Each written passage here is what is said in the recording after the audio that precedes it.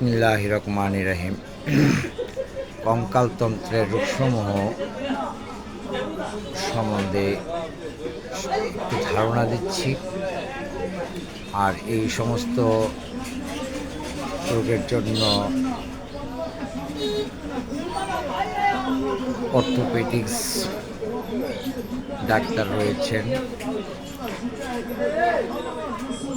কঙ্কালতন্ত্রের রোগসমূহের মধ্যে arthritis, rheumatic arthritis, osteoarthritis, ঘাউট, ঘেঁটেবাত যাকে বলে, মেরুদণ্ডের প্রদাহ, অ্যানকাইলোজিং স্পন্ডিলাইটিস, রিউমাটিক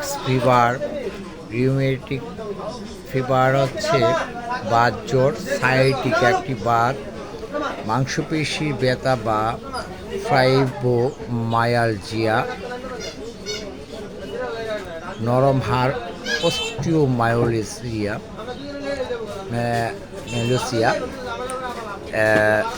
এই রোগগুলোর সম্বন্ধে অনেক ভিডিও আপলোড দিয়েছি আমি, বিস্তারিত বিবরণ দিয়েছি। এগুলো আপনারা ফলোইং করলে অবশ্যই পাবেন। আর সাধারণ ওষুধসমূহ হচ্ছে থেরাপিউটিক গ্রুপ। আমি এক গ্রুপটা বলছি, প্রত্যেকটা গ্রুপের বিভিন্ন কোম্পানির বিভিন্ন নামে ওষুধ রয়েছে। আর এই থেরাপিউটিক গ্রুপটার মধ্যে aspirin, diclofenac, aceclofenac, ibuprofen, etoricoxib, indomethacin, ketoprofen, ketorolac, naproxen plus, esomeprazole, tramadol plus, paracetamol, glucosamine, chondroitin, glucosamine and diacerein. এটা হচ্ছে non steroidal anti inflammatory drugs, প্রদাহের বিরুদ্ধে। এই ওষুধগুলো এই ক্ষেত্রে প্রয়োগ করা হয়। গাউট চিকিৎসার ক্ষেত্রে ফেবোস্ট্যাট, বাতরোগ বিরোধী সালফাসেলাজিন, অন্যান্য বাতরোগ বিরোধী আদার্স রিউমাটোলজিক্যাল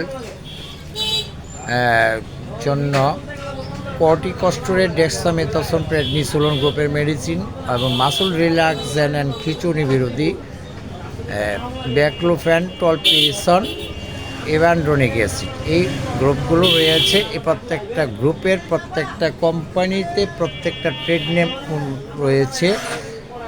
সাপোজ আপনারা অ্যাসিক্লোফেনাক একটা এক্সাম্পল দিচ্ছি, একটা গ্রুপ। অ্যাসিক্লোফেনাকের মধ্যে দেখা গেছে এক কোম্পানির নাম দিচ্ছে, যেমন স্কোয়ারে দিচ্ছে ফ্লেক্সি, ইনসেপ্টা ফার্মাসিউটিক্যালের রিজার্ভিক্স, তারপরে অ্যাসিক্লোফেনাক রয়েছে, এসিফেনাক, এরকম প্রত্যেকটা কোম্পানি। এগুলো তো মূলত অ্যাসিক্লোফেনাক। যারা ডাক্তারি করছেন বা ফার্মেসিয়ান আছেন, আপনারা নিশ্চয়ই অবগত আছেন, কিন্তু আমাদের পেশেন্টরা এটা বুঝে না। ডাক্তার যখন যেটা প্রেসক্রিপ করে সেটাকেই ফলো করে। তবে থেকে গেছে একই ওষুধ বিভিন্ন কোম্পানি রয়েছে, ভালো ভালো কোয়ালিটি মেডিসিন রয়েছে। আপনারা এগুলো যারা জানা বোঝার আগ্রহ আছে, আপনারা অবশ্যই ভিডিওগুলো দেখে নেবেন। ধন্যবাদ।